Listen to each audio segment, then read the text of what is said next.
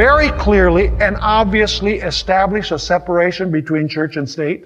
It most certainly does. Because the First Amendment says that Congress can't make any law having to do with religion.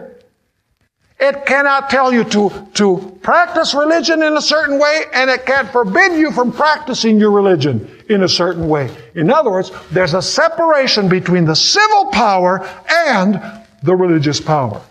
James Madison, who is known as the father of the Constitution, had this to say about the Constitution and the relationship between religion and government. He said this: there is not a shadow of right in the general government to intermingle with religion. Its least interference with it, that is, with religion, would be a most flagrant usurpation. I can appeal to my uniform conduct on this subject that I have warmly supported religious freedom. Is that clear?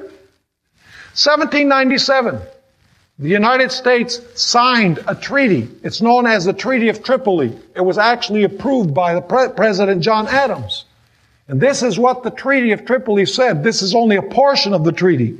The government of the United States is not in any sense founded upon the Christian religion.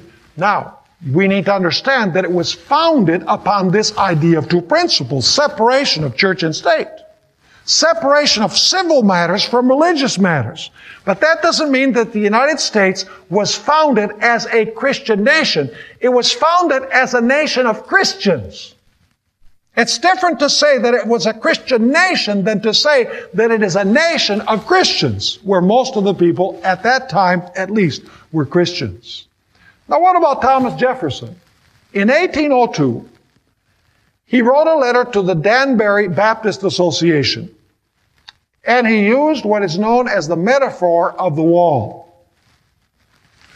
And actually, he probably got this metaphor of the wall from Roger Williams long before him, but he didn't give him credit if he did.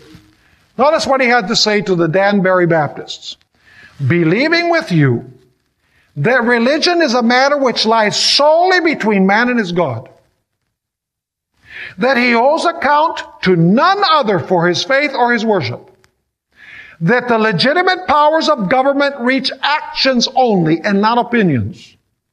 I contemplate with sovereign reverence that act of the whole American people which declared that their legislature should make no law respecting an establishment of religion or prohibiting the free exercise thereof, thus building a wall of separation between church and state. You know what? I think Thomas Jefferson knew much better what the First Amendment to the Constitution meant than the Christian revisionists who want to rewrite it and reinterpret it today.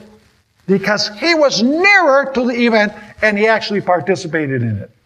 By the way, do you know that the third clause of the First Amendment to the Constitution has to do with civil rights? Isn't it interesting that in the First Amendment you have these two things? The first two clauses deal with religious freedom,